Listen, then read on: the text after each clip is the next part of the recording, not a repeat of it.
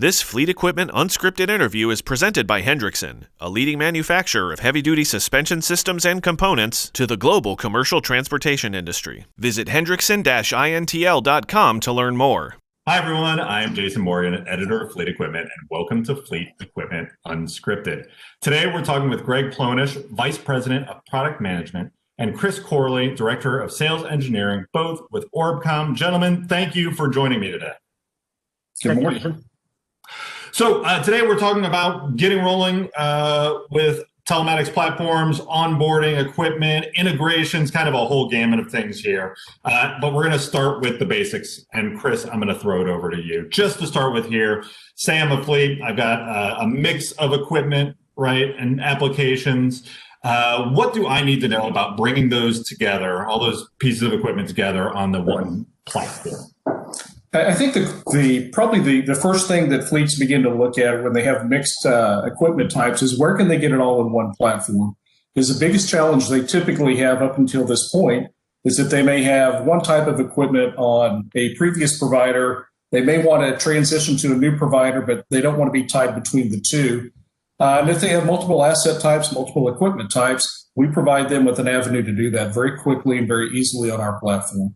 So we support refrigerated equipment by all OEM manufacturers, dry van trailer tracking products, truck products, all manufacturers for ELD, hours of service, workflow, all of that in one consolidated platform. We truly bring it all together in the Orbcomm platform for those customers looking to do that.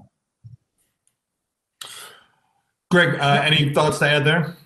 Yeah, sure. So, to piggyback a little bit of Chris here, so we have, there are multiple customers out there that not just with their dry trailer, reefer, they have their in-cab, and even with their chassis, flatbeds, containers, all these different asset types, and not just bringing those all in together, but there's those peripherals as well. With Orbcomm, with our truck ID, our in-cab camera, also our cargo camera for detecting cargo load.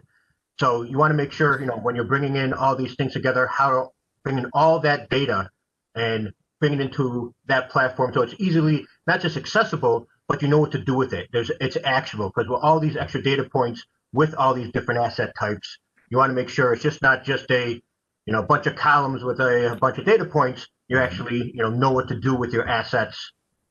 Seeing all those different types of assets in one place. Right. No, and we often talk about it kind of obliquely in that regard, right? I mean, as you pointed out here, the thing that I'm hearing that's pretty big is as all these systems are starting to evolve and different components have different capabilities, you want to make sure your platform supports whatever you need, whether it be a reefer, especially on the trailer world, right? The trailer world still, the dust isn't settled as to how everybody gets that data and integrates it to the platform, right? If you got a reefer, if you got wheel end sensors, if you got load sensors, right? It sounds like just the basic, do you support this product that I'm using, right, is one of the big questions that get answered right off the bat. Right, and even on the maintenance side, right? So you don't want to have 8 different maintenance modules for your 8 different asset types. You want to be able to say, hey, for my reefers and my trailers and containers, I can do it all in one spot. Right, for sure. Chris, did you have a follow-up on that? Well, I was just going to say, Greg started talking about the ancillary sensors. Think about just on the trailer product. It started out, where's my trailer? Then, how long has the trailer been there, or what's in the trailer? Is it cargo? Is it loaded? Is it empty? Now we actually, delve into the photos where you see what's in the trailer. Right. You're picking up on tire pressure. So think about, the most expensive product on that trailer after the purchase of the trailer is the maintenance aspect that goes along with it. And that key component for that, especially for dry vans, is on tires. So being able to notify that driver in advance when he's got a tire pressure that's losing air, or notifying the back office through a data integration where we see not only the alert or the alarm type, but being able to pass that through an API so they see that in real time as well. Right. No, and I know on the fleet side, especially, they're pros at running equipment. They've been doing it for a long time, and a lot of this can seem really intimidating too. Even from my point of view, you don't have to know exactly how it's done. You just got to start with the problem, right? In that regard, a lot going on here. Lots of pieces of different pieces of equipment, different applications. Are there any common stumbling blocks or complications in getting everything aboard one platform that fleets should be aware of as they start down the process? I'll kick it over to you, Greg. Yeah, I'll start with that one. And just one, maybe an obvious one, is just the timing between the supplier and the customer. Because, if there's integration that has to be done on both sides, be it not just, the physical installation piece of it, but, also on the technical side as well.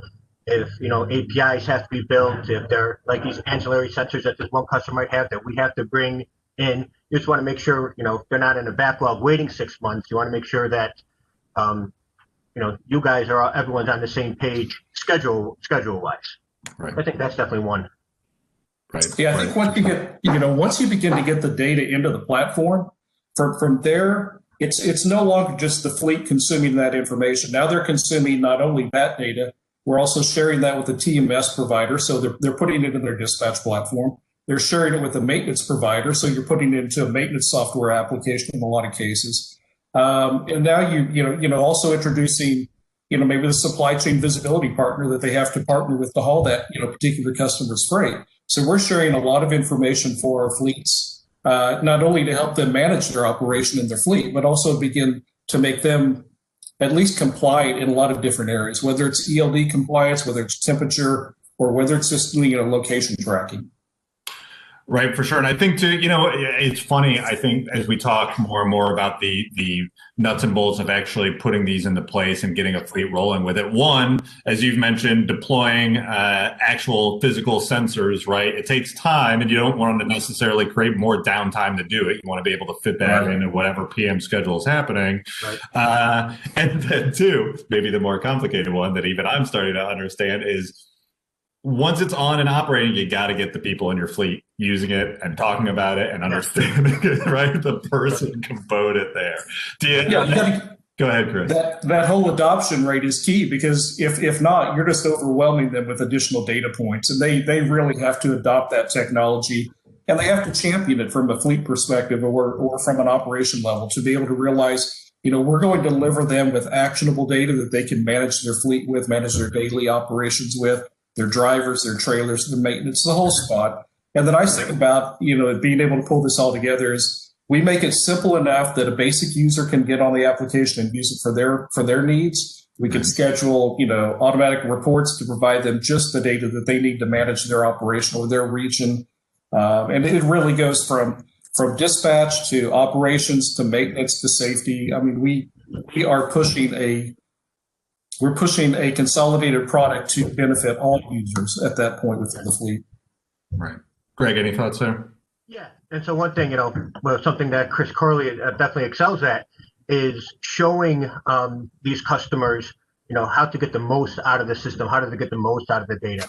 So it's not just doing the one thing and, okay, put all the data in one place and, then we're done. It's the, after that's done, the relationship between the supplier and the customer is even more, definitely more important. And that FaceTime, now, over Zoom time or WebEx time. Literal FaceTime. Showing them, those professional services, showing them how they're, seeing how they're using the data and how we can help them improve or what the system can do that they might not know, a month or 2, 3 months, 4 months down the road after they've been using the system and having all that data. Right. No, for sure. And I think that's something that's still growing in the understanding of it, okay, fleets and fleet managers, you can still focus on the problems. The platforms are just going to give you better information so that you can make your decision, right? It's still, you don't have to be a data wizard to figure all this stuff out. You just got to know what you need to know to make the decision. Now, another complication is there are lots of platforms that fleet managers have to look at that are telling them all sorts of things, right? And I think, every time you buy a new truck, you get a new dashboard. And we mentioned how the trailers, there's multiple platforms there, right? For a fleet that wants to tie as much of that together under one platform and bringing multiple suppliers together, what recommendations do you have there? Greg, I'll start with you. Sure. I think I'll start with, knowing your different asset classes and what you're getting out of those different systems. So if you're using 3 systems, you might see, hey, I can do all 3 of these aspects in this one, but there are these one or two features that, hey, I really love and I need here that's not in this other platform. So, it's up to, it's up to that customer to look everything over and say, hey, what's best for me? If I want to use everything in one platform, maybe part of their business can't use one platform. Say it's a dispatcher. Okay, all dispatching come out of this platform, but there's certain maintenance here that I have to do in this platform and I can't move over. So, it would start there. But, if you have a complete platform, you can move on to one, that's great. It all depends on the mix that you have. For sure. Chris, any thoughts there? Yeah, I think that's right, Greg. I mean, there are some specific platforms that, was designed for that hardware. And I think we've done a really good job in the last couple of years beginning to mold a platform where we can bring in disparate data. We can bring in other equipment hardware types and display it all in our platform. So we understand that fleets don't want to bounce around between, 2 or 3 platforms to manage that equipment. And you're absolutely right, Jason. You talked about, they buy a new truck, they buy new hardware, they buy new, they all come with a piece of equipment and a web platform and reporting all along the way. And nobody really wants just another web platform to go in and look at. So we do, I think we do a really good job today in the marketplace of providing a platform that's very flexible, that supports multiple asset types, multiple equipment types, all manufacturers and OEMs, plus the sensor data, and then on the backside of that, having all the outbound APIs to support all of that data, to begin to share that with the fleet. So we don't want to just be another platform that people log in and use. In fact, we find most of our fleets are using our platform as a, if you will, kind of a backbone at that point. We're actually consuming a ton of data, and it's displayed in the platform for users that want to sign on and look at it. But at the end of the day, we're also that conduit to get that data into the applications to help them manage their operations without living in just another platform. Right. No, for sure. And I think what I like too, and I mean, correct me here if my thinking on it is wrong, but I think this kind of brings us full circle where we started talking about, all right, when you're getting started, you look at what your equipment needs are in terms of the platform you need, and you go toward that, right? But now once you're on the platform, you're familiar, maybe as you put it, with several different platforms, you do the same thing, but you just look at the features, right? What are the features I depend on, and how do I get them into the same place so that I can just depend on them there, right? Yeah, that's right. Very cool. I was thinking, Jason, when you're talking about that, I kind of reflect back on my fleet days, and whenever we first brought in trailer telematics for reefer fleet, this has been 7-8 years ago. We turned on all the email notifications for the reefer alarms and the temperature events and all that stuff.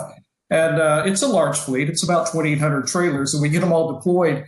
Next thing you know, we're getting about 300 to 400 emails an hour. And there's no way you can manage that. You couldn't hire enough people, I should say, to manage that many of emails. So that began to push us into the integration. We began monitoring for disparity events. We began pushing the individual messages down at a platform level. We would take in all those alerts in the disparity event, and then we would look at who's the driver, who's the trailer. And what we found is that we could push those messages down in a small enough, more manageable group to that driver manager. And whether he could resolve the issue or not initially, at least he was the first point of contact. And you weren't just flooding your employees with hundreds of emails trying to ask them to, okay, look at the email. Now you got to log into a platform. Now you got to sign on to this, and you got to look at it. But we have advanced so far. Thinking about our TMS integrations, where we really want fleets to be able to manage most everything in that work environment without having to do everything at multiple levels.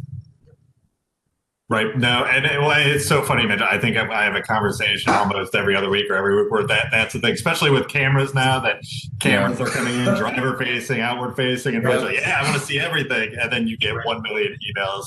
And the problem is it can turn you off, right? It's like, okay, well, now it's overload and I'm just not going to look at this and I'm going to go back to doing what I was doing because I know it and it was easy for me. But the point is, I think to your point, maybe something I think about a lot too, to that point, being able to funnel down and get the messages to the people they need to so that it's not one person getting it. And also just, getting comfortable with those macro trends, right? Really focusing, as we talked about earlier, on the problem you need to solve. And then just kind of track that. You don't need to go down to every single driver and every single action. Look at it from kind of a zoomed out view and then go deeper once you get more comfortable. Yeah, and you don't want people getting you don't want to go down that proverbial rabbit hole, because once they log in, they start looking at this and they see something and they go, oh, wait, maybe I need to look at something else. So then they're checking out all that information.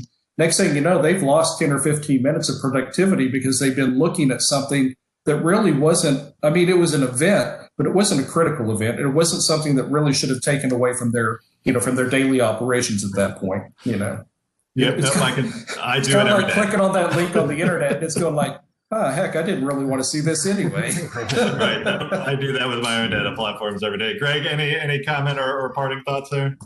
No, everything Chris really summed up really well. Just to go back to, the multiple suppliers, it's not just, a customer who has multiple suppliers like an Orbcom. It's also, those peripherals, like we said, there are suppliers who just do cameras or might just do a mobile app side of things.